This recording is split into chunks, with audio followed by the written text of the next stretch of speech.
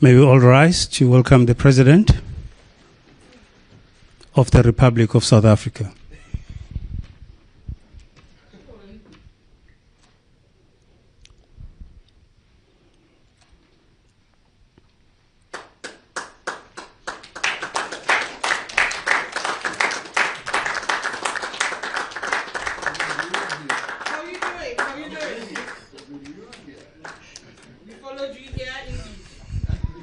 Thank you very much. We may be seated. Mr. President, ministers present, DGs, senior officials, advisors, colleagues from the media, welcome to this brief media engagement following a very successful bilateral engagement with President Trump and the members of his administration. We will commence with a summation from the President of his impressions, particularly what transpired behind closed doors. I hear the food was good, but I will allow the President to elaborate, and thereafter we'll open the floor to questions with a standard format where we first introduce ourselves and we fire off our questions. Mr. President, I would like to invite you to the podium, please, sir. Oh, you want me to go Yes, there? sir. Thank you. Okay. Oopsie. Sorry. So I use this one? Yes, sir. Okay. Cool. Stick it in the pocket. Should I? Okay. It fits. It does. Well, thank you very much, Vincent. I wouldn't have expected you all to be here. You were there watching everything as it unfolded. And some of you were like getting into the scrum, egging everything on, and asking inappropriate questions. Oh, some of you, yes. But thank you very much for being here. I was really pleased to have a very good delegation. Mr. Adrian Go, who is one of our social partners from business, has been here as part of the strategic team, but in the end, because of the numbering of the delegation, could not be fully accommodated. I was rather sorry about that, and we tried everything, but they stuck to certain numbers. I was delighted to have the president of COSATU with us, who we were able to muscle in, and also to have the 4 ministers in the delegation. Minister Lamula, of course, International Relations Minister, Minister Tau, Department of Trade, Industry and Competition, and Minister Nchaveni and Minister Steenhuisen. It was a really good, unified, diverse delegation, which was also supported by outstanding South Africans who are golfers and a businessman. Mr. Johan Rupert was there, as well as Eniels and Retief Goosen, and President Trump, knowing them and having various relationships with them, regards them as great South Africans who he had also wanted to see and to have to participate in this, if you like, bilateral.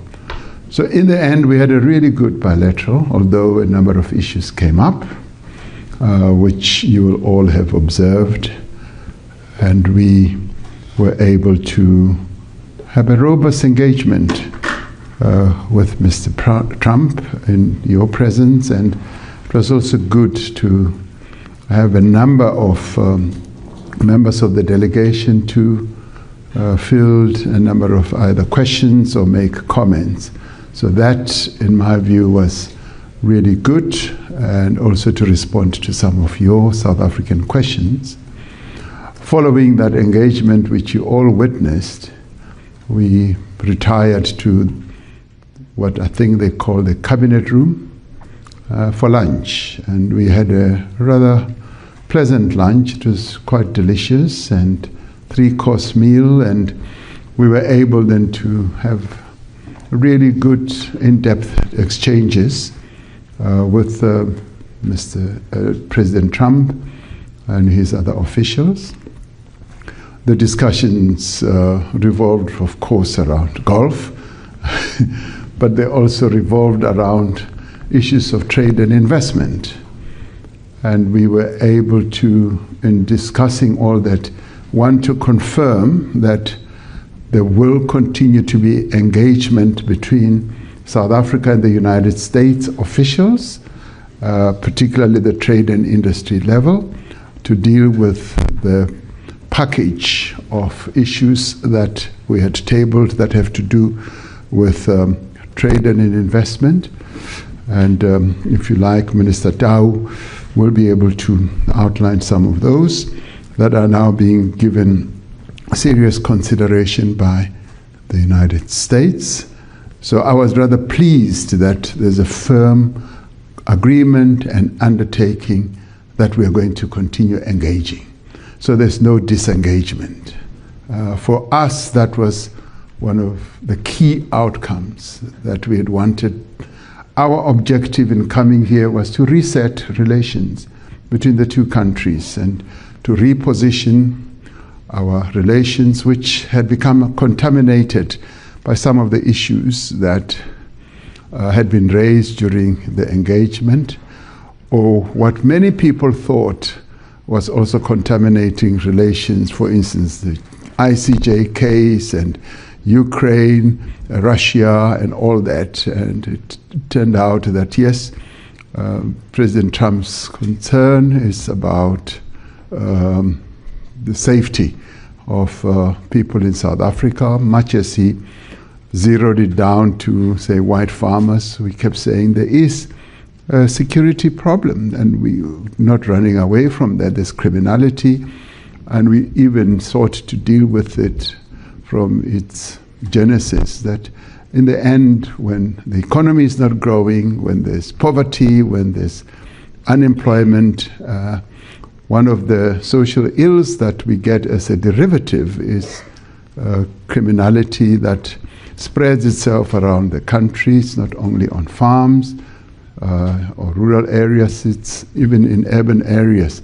So he expressed his views about that, and I was rather pleased that quite a number of our compatriots were able to deal with that, including Minister Steenhuisen and President of COSATU as well. So in the discussions over lunch, we didn't dwell on that issue, it having been dealt with more thoroughly during the engagement in the Oval Office. However, they did ask, what help do you need? And we said, well, already in South Africa, we're utilizing some technology in one of the areas in our country, which we would like to see if we can be utilized. But the main thing we said in terms of assistance and help is investments. And we harped on that we require more investments from the United States, and we require a more positive disposition from the United States, because once the United States government and the president emits a very positive disposition towards South Africa, it unlocks a lot of investments, and investors would then be willing to come and invest their money. We want foreign direct investment. We want to keep the jobs that we have that have been created by U.S. companies, and we want more and more U.S. companies to come and invest. And Minister Tau also explained that one of the U.S. companies has invested in a lithium company in our country, and that shows a positive disposition towards South Africa. We want that to increase, and one of the key confidence building measures or mechanisms is the engagement that is going to continue on investments, on tariffs, and an investment climate creation in South Africa and our access to the American market and continued discussions over AGOA are now going to ensue much more determinedly going forward. So for us, during the lunch discussion, that was the big takeaway, a very, very positive indication. Of course, we couldn't discuss details because those details will be ironed out during those engagements. Secretary of Commerce was present, as Minister of Trade and Industry was also present. We also discussed the G20. And we stressed that the G20, having been formed by the United States, of course, together with other countries, it's important that the United States should continue playing a key role in the G20, more particularly because I want to hand over the presidency of the G20 to President Trump in November. And I said, he needs to be there. I don't want to hand over the presidency of the G20 to an empty chair. I want to hand it over to him sitting in that chair in November. And he is going to give serious consideration to it. In fact, I expect him to be coming to South Africa, and he, having realized the important role that the United States continues to play in international or multilateral formations or organizations like the G7 and the G20, and he having said, of course, the G7 would be much more impactful with the participation of the United States, as the G20 would be more impactful in global matters with the participation of the largest economy in the world. So my takeaway from that is that G20 participation by the United States is going to be happening. So we're particularly pleased with that.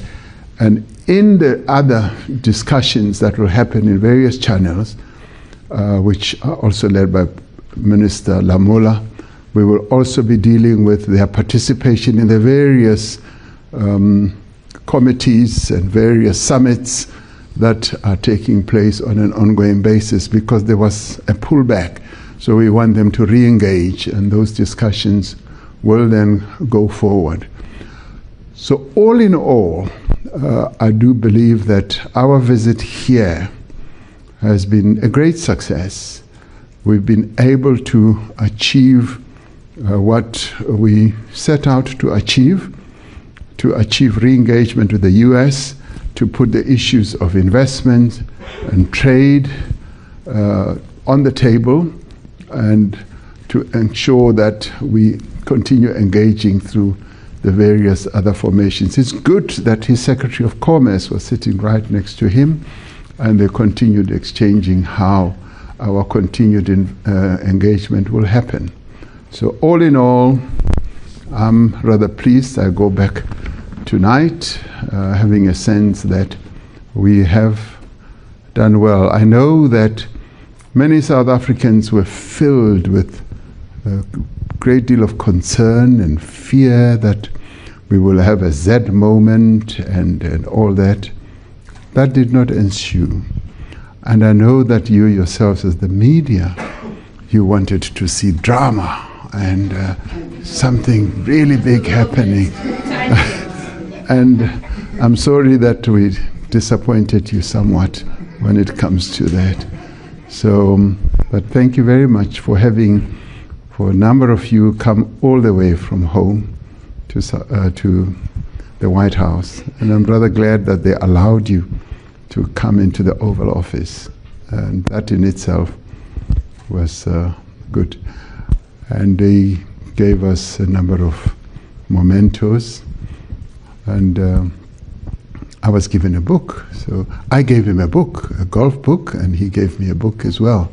So that is good.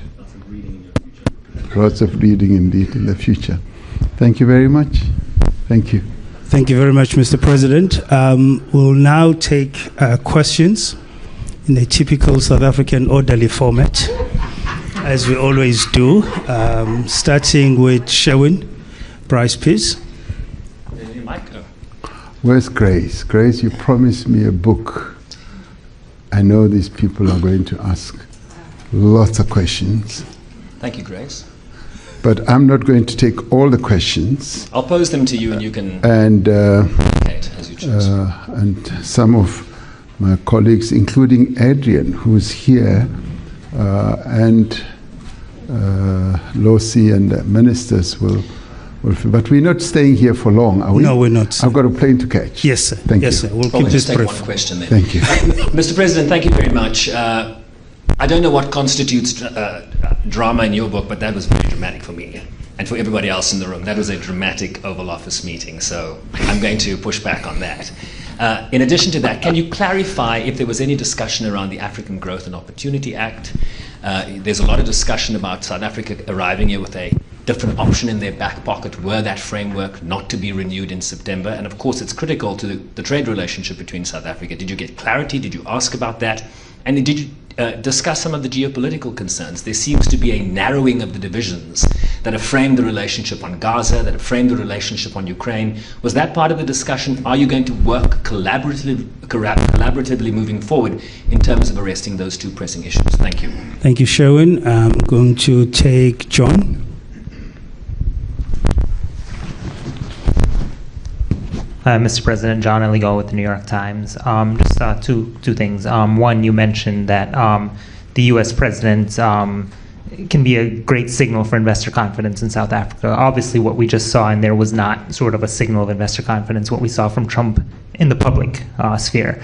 So how do you suppose going forward that you all will get to a place where you can see President Trump expressing something that would show investor confidence? And then the second one, when he was playing the video and talking about the white genocide. At one point he brought up apartheid and saying, I know that was bad, but no one's looking at this. You are someone who was fighting against that system. You lived through that system of apartheid. You had to endure it as a black South African. Obviously you're a very measured diplomatic person. Just what did you feel in that moment as a South African, as a black South African, when you heard someone try to equate a non-existent genocide to what you all experienced during apartheid? Thank you, John. Tsidi. Thank you, John. Oh, finally I get picked to ask a question, unlike the Oval. Tsidi, my dear, from Eyewitness News. Mr. President, just two quick questions. What of the region? I think Sherwin asked you now about AGOA, and we know what the greater benefit is for AGOA. But if South Africa was coming in, and some of the ministers have said it, with an alternative deal in mind about South African interest, one has to worry about the rest of the region and the impact thereof. You can't prosper alone in Africa. We are seeing that. So conversations around the region and the rest of the continent, and then the Gulfers' presence in the Oval. If maybe I can just get a bit of a better understanding. From what I'm hearing and understand, they were not at the behest of South Africa's government. You spoke now about how Mr. Gore was left outside, in part because of the issue around the numbers. Can we understand their presence there and even the messaging? A lot of South Africans reacting to the message and saying, could there not have been a better briefing about what needs to be said? Thank you.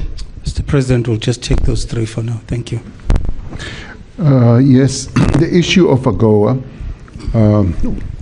did come up, and it's going to be further discussed, as I said, in the engagements that we're going to have. The Secretary of Commerce and our Minister of Trade and Industry and Competition are going to be able to take those discussions forward, including some of our proposals, which proposals, by the way, do incorporate the issue of AGOA, because we would like to see ourselves continuing in AGOA, and continuing in AGOA really is about prospering our continent. They even said that there are 32 countries from Africa that participate in AGOA, from the mouth of the Secretary of Commerce, and that is so. So it is top of mind for them as well. So we want to continue with those discussions.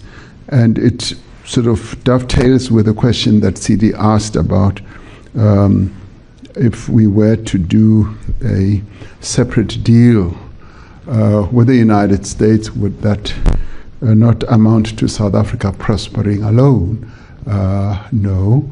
We always want the entire continent to prosper.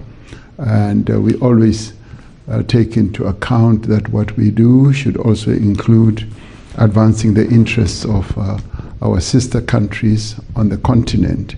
And when we do settle down to talk about, for instance, tariffs, we are part of this Southern African Customs Union. So we will be talking about tariffs in that broader context, which means that we will not be looking at ourselves alone. We'll be looking at the interests of our sister countries in the sub-region, if you like, which is SACU, but we will also be looking after the interests and advancing arguments to prosper the interests of our sister countries on the continent. We are by far the largest economy, and depends on at what time it's measured between ourselves, Nigeria and Egypt, but we are one of the three big economies, and our general orientation has always been to prosper as we prosper together with other countries. So even as we do get involved in these negotiations, we will always have an AU perspective, a SADC perspective, and a general sub-Saharan perspective as well. Sherwin asked, did we discuss geopolitical collaboration on geopolitical matters? Yes, we found that our interests do coincide in as far as peace building and peacemaking is concerned. And we did compliment President Trump in being very forward in advocating for peace in our region between Rwanda and the DRC, and also Russia and Ukraine. And we outlined precisely what our involvement has been over the years with Russia and Ukraine. And we did share that we're one of the very few countries in the world that speaks to both. We were condemned at an early stage, but I think much later people realized that the role that we play is a constructive role, because we have been able to deal with intricate issues that involve the two countries, about the children and prisoners of war. And he appreciated that, and he recognized the role that we play. And even as President Zelensky came to South Africa, he says he wanted to know where Zelensky was, and he heard that, oh, he's in South Africa. And before then, I had had a telephone conversation with him. Then he said, oh, I now remember he's in South Africa visiting President Ramaphosa. So the role that we play in peace-building missions and processes around the world is recognized and is known, and it was also confirmed today.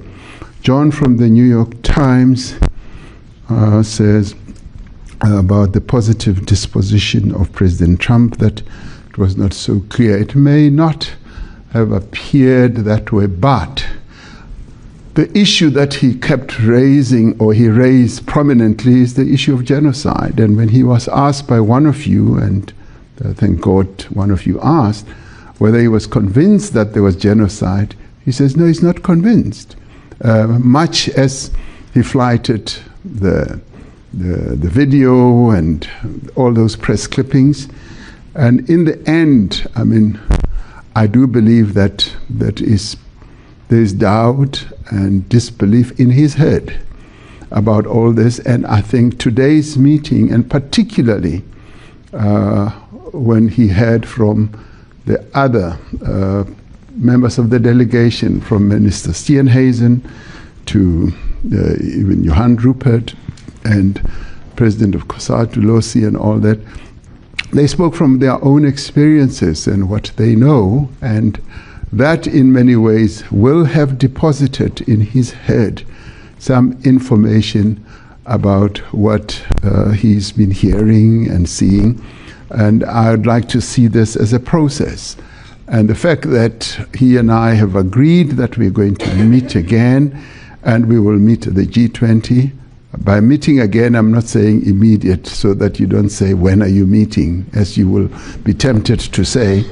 That we have said we will meet again, and of course, one of the moments that we will is going to be at the G20. So that is a process to ensure that the new information, or the real information, may I add, is really sort of registered in his head.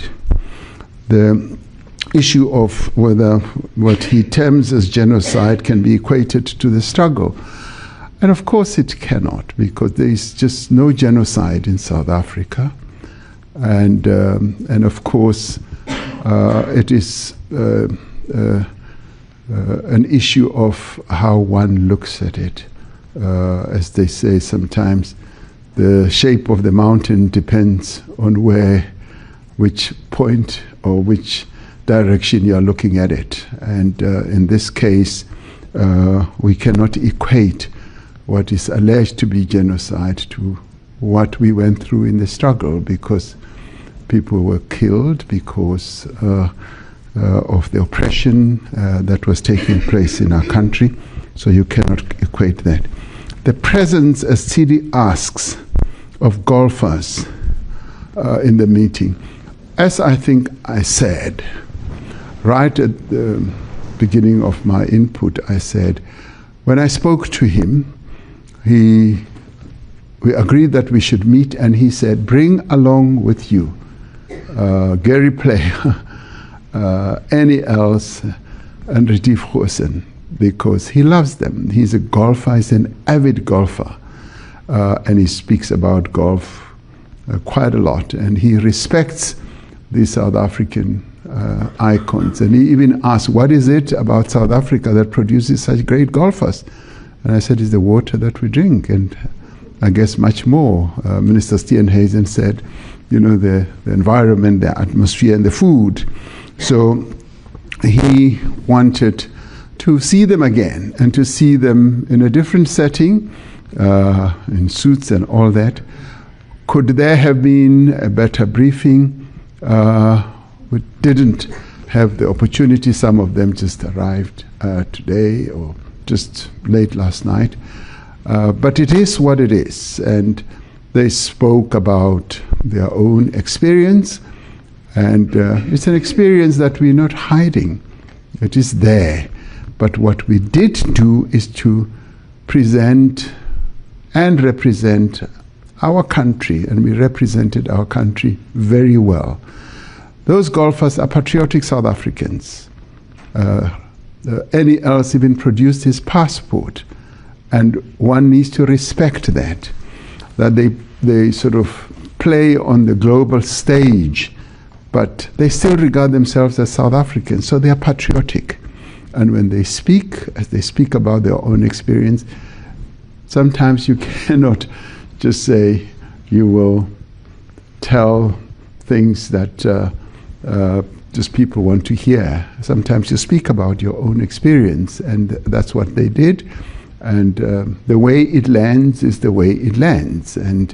But in the end, I do not believe that it dilutes or detracts from the import of our message today. We were able to present South Africa, even within the challenges and controversies that have been spread around our country, but we were able in a very unified way to present the South Africa that we have, with all its challenges, with all its problems. That's what we did. Thank you, Mr. President. We're going to take a question from Annika and then come to Stembi. Thank you. Annika Last from ENCA. Mr. President, Annika, I saw you outside. You asked me questions. You want to ask again? Do you know that it's never enough?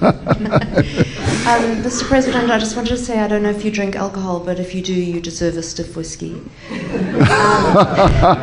that man a bells. that rang bells. Mr. President, is Starlink part of the workaround package that's going to be offered by South Africa? And did the issue of the ICJ case against Israel come up during the briefing or during the lunch? Thank you very much. Thank you. Stembile over here. Can we pass the mic to Stembile? Sawubona Mongameli, Stembile Cele from Bloomberg News. Maybe linked to Annika's question. One of the delegation mentioned the presence of Elon Musk's technology in police stations across South Africa. Did he have a mandate from yourself to make that request? Do you support it? And did it come up behind closed doors? Anything related to Elon Musk, whether it's Tesla? You've previously said that you are keen on his investment in the country in any shape or form. And then in terms of the proposals that were on the table, you kept mentioning critical minerals. What does that deal look like? What shape or form does it take? And lastly, where is your special envoy, Mr. Mcebisi Jonas? Is he not here because there was an issue with the US administration, or are there other factors? Thank you. Okay, thank you. And last question to Pel, just behind you. No, I'll come to you. I'll come to you. Welcome to Washington, Mr. President. I'm Pearl Matibe. I live in Washington, have been here for a quarter of a century, and I'm here for Daily Maverick. So on a more positive note, if I may, food is always, will add color. So if you could share a little bit, Mr. President, what did you enjoy on the menu? And then also to achieve the common ground that both yourself and President Trump would like to achieve, and the economic prosperity of both peoples, that cannot be achieved without security, right? And so I know that you did mention to President Trump that you don't have a plane to offer him, and I know South Africa has not had a C-130, although the United States did provide a C-130 to a neighboring SADC country. Secretary Hegseth was in the room, and I'd like to find out the Pentagon issues in terms of assisting, or I know military drills have been a point of tensions in the past regarding China and Russia, as China's been the United States' key adversary. So could you share anything, was there anything in terms of security, and a little bit about what did you eat for lunch, and was there any Diet Coke or in McDonald's or anything of that nature? Thank you, Pel. President, I want to take the last question from Zeander. Zeander, you'll have the last question. Thank you. Thank you very much. My name is Zeander Ngobo from Newsroom Africa. Just linked to my colleagues' questions.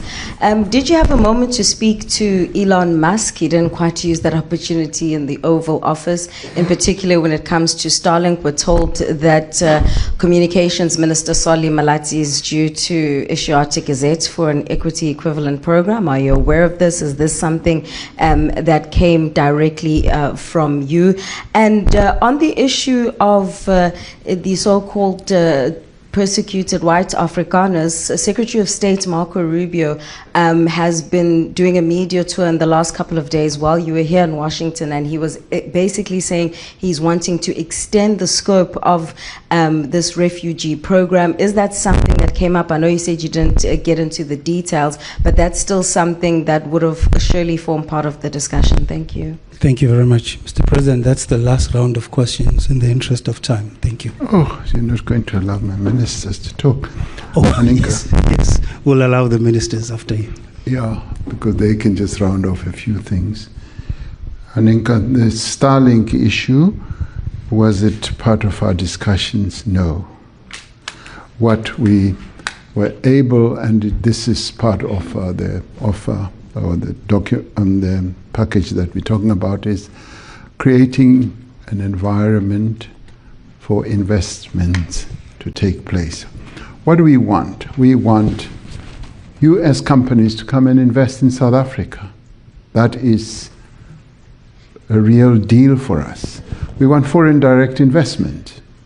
And to do that, we've got to create a conducive environment for FDI, for foreign direct investment.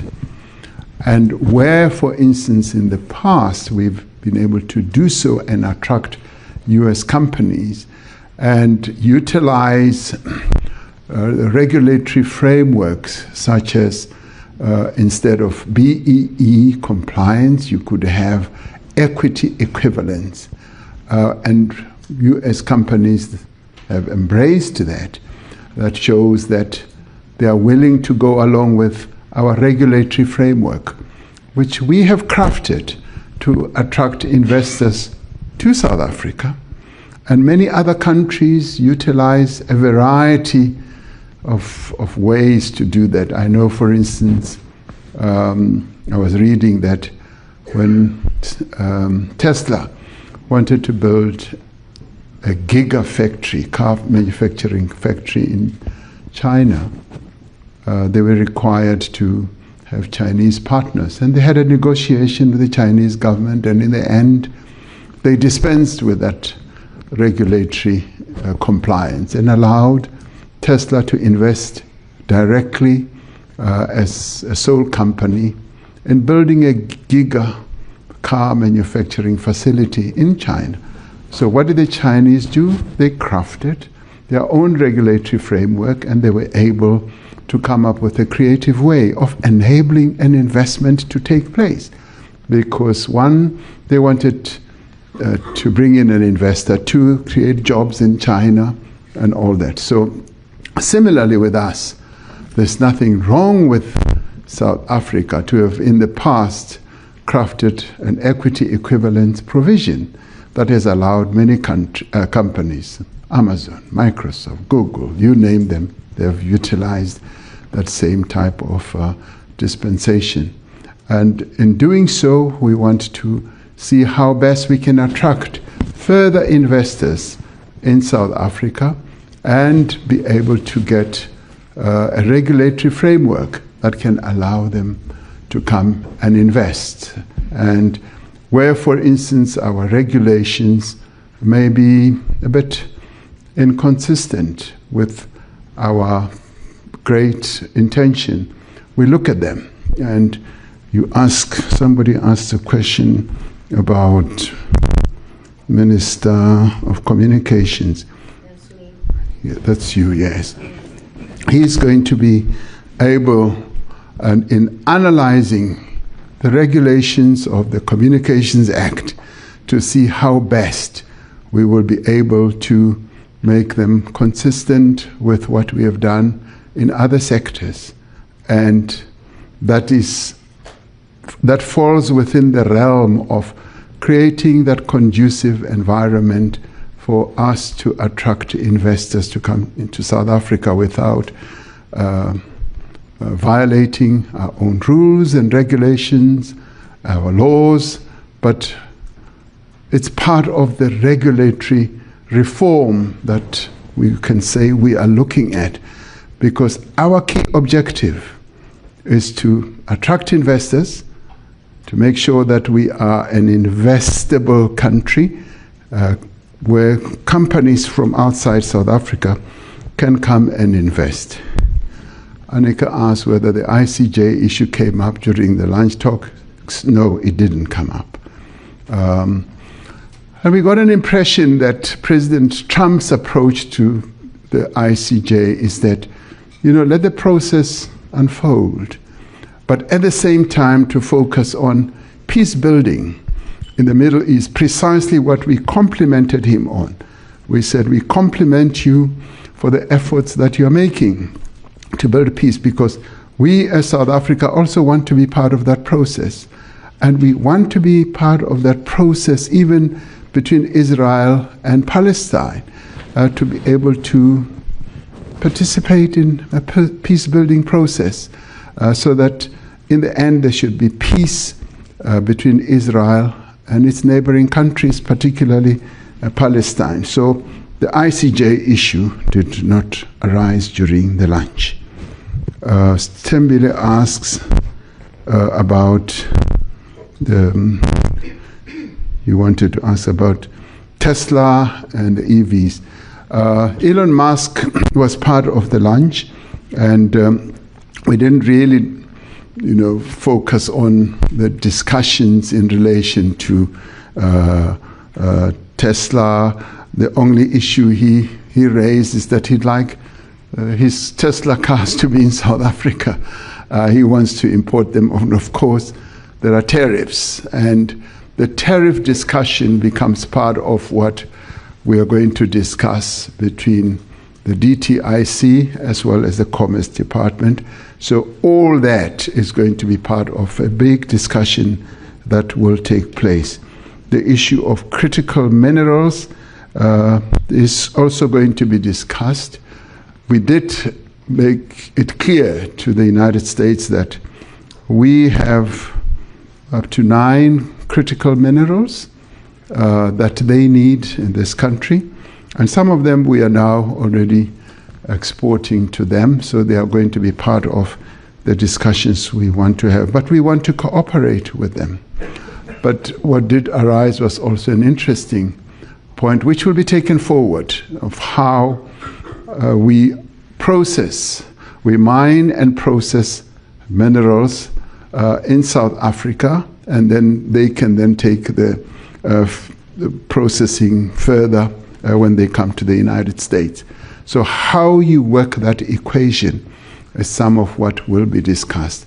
But the important thing here is that there is greater acceptance, I would say globally, in having processing of minerals closer to source. That is being accepted more and more. We call it beneficiation, and we started pushing this idea some 3, 4, 5 years ago, and it's gaining traction. Once when I was in Europe at the G7, just spoken about, and the then German Chancellor accepted it. He said, yes, we must stop exporting rock, stone, and dust out of Africa. We must process there. And this did arise during our discussions as well. So that is pleasing, but we must know that this is a process that is going to take time. You asked about Mcebisi. Mcebisi is in London. He's not in Washington. So once our delegation was all worked up, we knew that we're working with the delegation that's here, and Mcebisi Jonas is in London, and I think he would have gone home by now. And I was talking to him. Pearl Matibe, when are you coming home? You must come home. We need you back home. I'm here to help explain great understanding on American bread. Okay. No, that's good. The food, you're interested in the food. The food was delicious. We had a 3-course meal, as I said. The main course was chicken breast, grilled, and with some asparagus and some other spinach and so on. It was very nice. We had a starter. I've forgotten what the starter was. So, and what do you call this? The dessert. I usually don't eat dessert, so I looked at it and it looked good. Some did participate. And you also asked about that they delivered C-130s to other countries. We still have a C-130. We have, I think, 2 or 3 C-130s. One is serviceable and the others are being repaired. They're magnificent planes, and they've served us very well for the longest of time. So we do have a carrier, which is a C-130. Did we have any discussions regarding the Pentagon? No. Although the Secretary of Defense was there, the discussions never veered towards issues of security. In that sense, it was more security for criminality activities that we need to really up our game. And it's good sometimes to share thoughts and views with various other leaders. We've done the same thing with the Chinese, with the Europeans, and they would like to see us doing much more. Zianda asked about Starlink. I answered. Rubio, Secretary Rubio, I saw him for a while answering questions in, I don't know whether the Senate or whatever, and he was talking about extending the scope. And in the end, I mean, today's engagement will hopefully, when he gets the report, will be able to hear exactly what our perspective is. So not that overly concerned, but I'm hoping that his engagement with Minister Lamula, following what we experienced or went through today, will be much more constructive. And we want to have a much more constructive conversation also with Secretary Rubio, as we, I think, have had with the other secretaries today. So thank you. Thank you very much, Mr. President. Can I go home now? Yes, please, Mr. President. What I would like to do, as the President takes leave of us, I would like to invite Minister Tau to come forward and give a little bit of color on the trade aspects of the discussions. Over to you, Minister.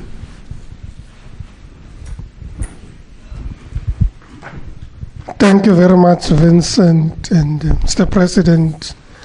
Colleagues, ladies and gentlemen, I'm not sure about the color. I'm not sure I'm renowned for any color at all, to admit. But I should say that after the golf discussions, I kind of got a sense the President might allow me a bit more time on the golf course. So that when we come back to the US, we're on par, pun intended.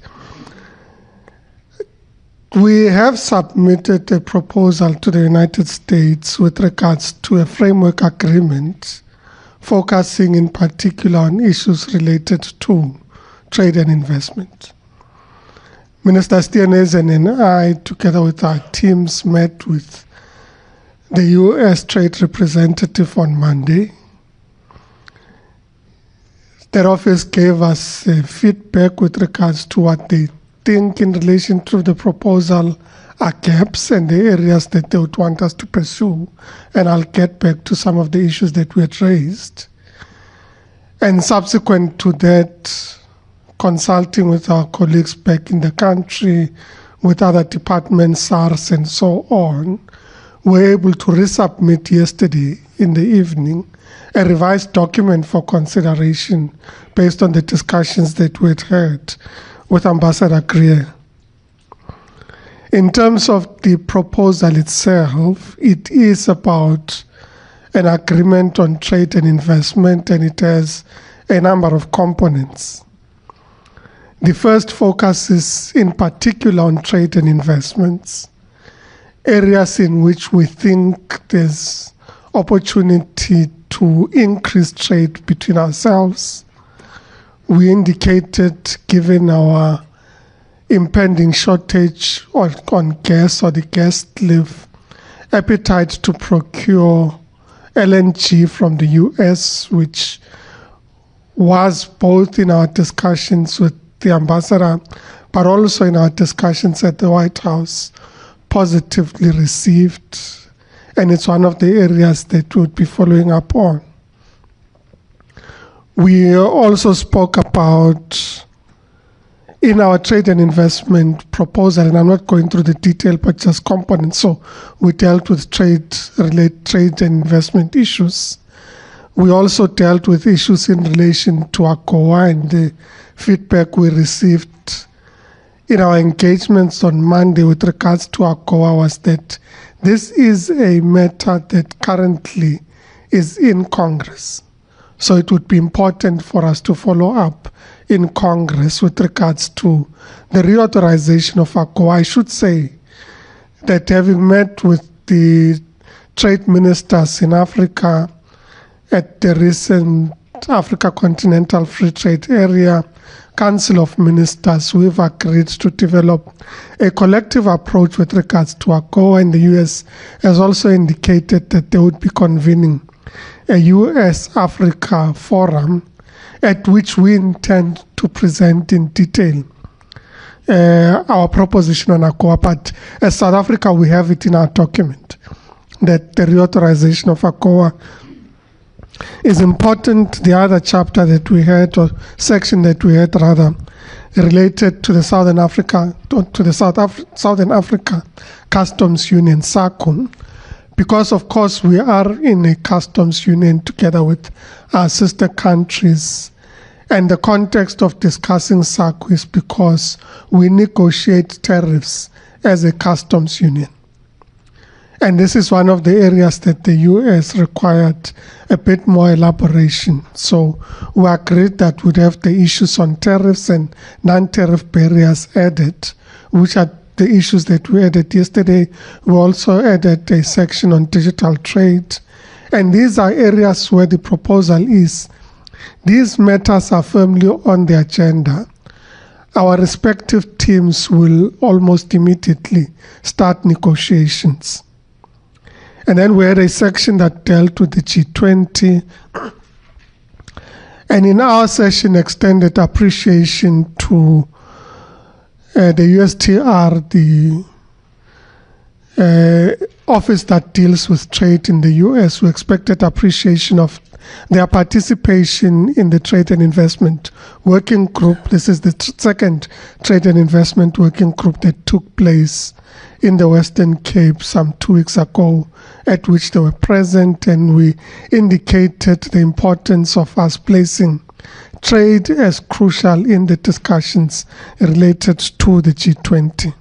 And the President has indicated that, in fact, we continue to extend an invitation to our counterparts for our respective ministerial meetings and, of course, to the Heads of State Summit.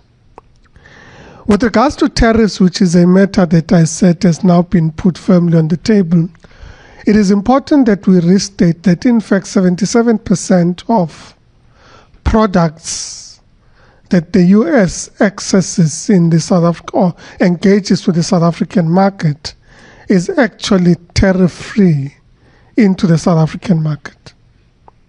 So that's an important statement because, in fact, when we talk tariffs, we are only relating to them in relation to the products that are not listed in the 77%. And we think that it is important to acknowledge the 77%.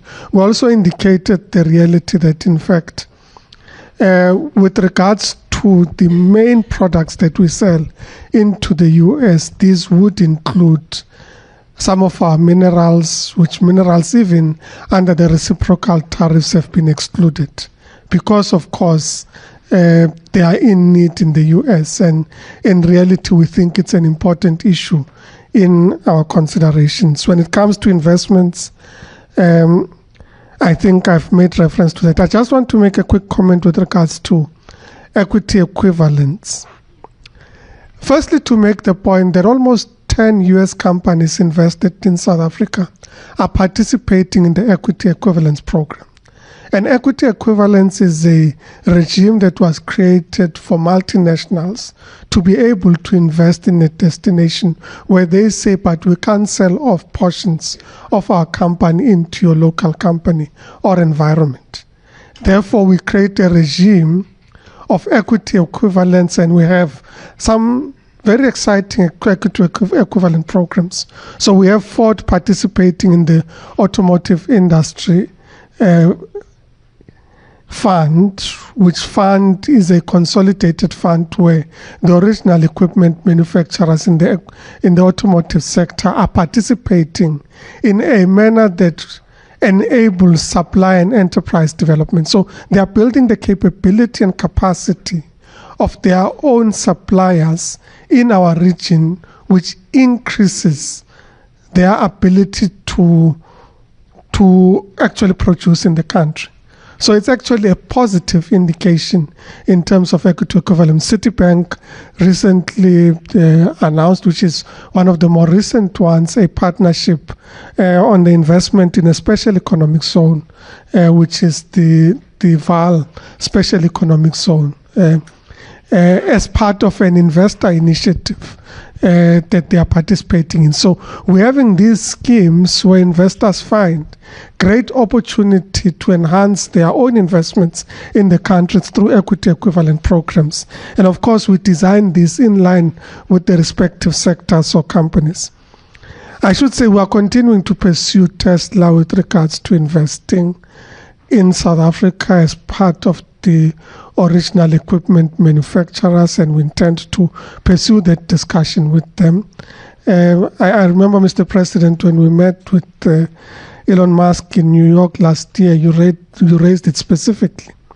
And at the time, the response was somewhat muted. I suspect today it was a bit more indicative of appetite to engage with us. But like any other investor, we're going to continue to pursue investments into the South African economy and to pursue partnerships. The last comment is with regards to critical minerals. Of the US's list of critical minerals, we supply 12 of those critical minerals into the US market. 9 of those 12, we are the main provider of those critical minerals into the US market. So they are an important partner with regards to critical minerals.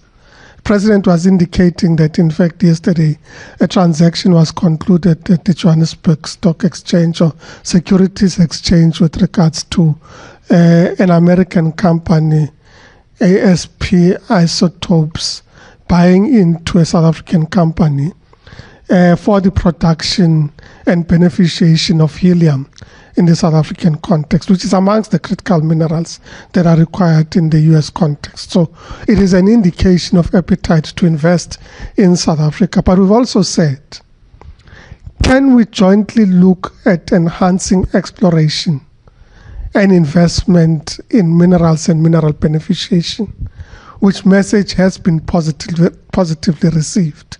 The detail, of course, is subject to our engagements, and the 2 presidents gave us a directive to ensure that we are able to follow up on these discussions, including on the framework agreement that we've put on the table. Thank you very much.